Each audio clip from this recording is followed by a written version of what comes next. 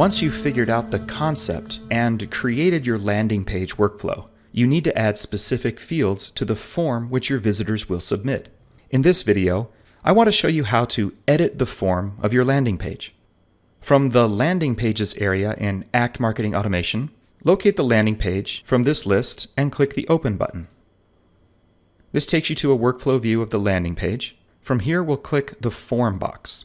The Edit Form step window now appears, and in this drop-down list, I'm going to choose Edit Form and click Go. Now you can design the landing page for your form. The page name has already been decided, but you can determine what will show in the title bar of the browser by entering something in the page title field. I'm just going to call this Cloudwalker Monthly Newsletter Sign Up. The next field is the Submit button text. This is the text that will appear on the Submit button itself. I'm going to make mine say, "Sign me up." Progressive profiling lets you gather information from visitors over time without scaring them away with one huge form. You could use this to shorten your forms by asking different questions over time. So maybe the first form would include things like first name, last name, and email. And then once they fill out that form, the next time they visit your page, you could give them a new set of questions like phone number and company.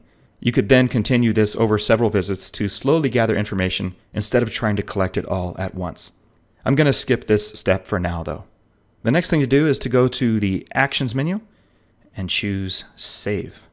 Now let's add the first field of our form. So we'll go to Actions again and click Add Control.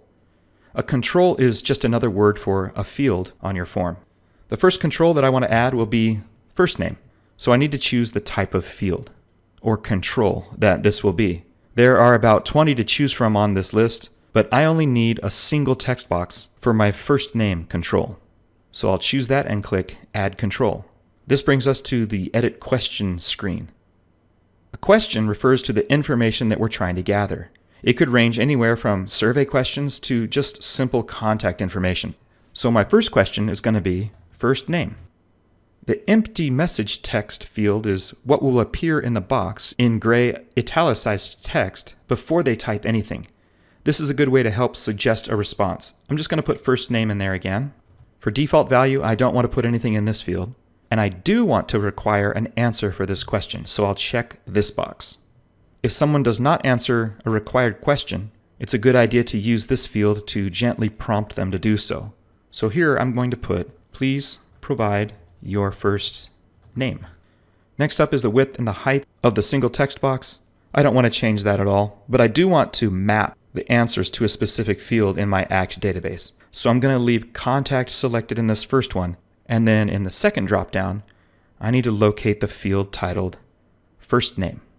And that's it for my first control. So now I'll go to the Actions menu at the top and choose Save and Return. Now that control or field has been added to my page.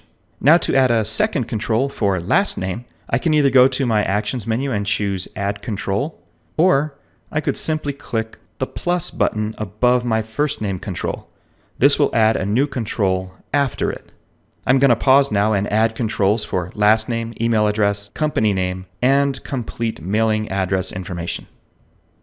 Okay, now I've created all the controls for my form. I have first name, last name, email address, company name, address field 1 and 2, city, state, zip code, and country. If I scroll to the top, I can click Preview Page, and this will show me how this form is going to look in a browser. It's pretty bland, so I have a little more work to do before I share this with anyone. But for now, I'll go to the Actions menu and click Save, just so all my work is secure. In the next video, I want to design a skin for this landing page so that it looks a little more attractive to my visitors.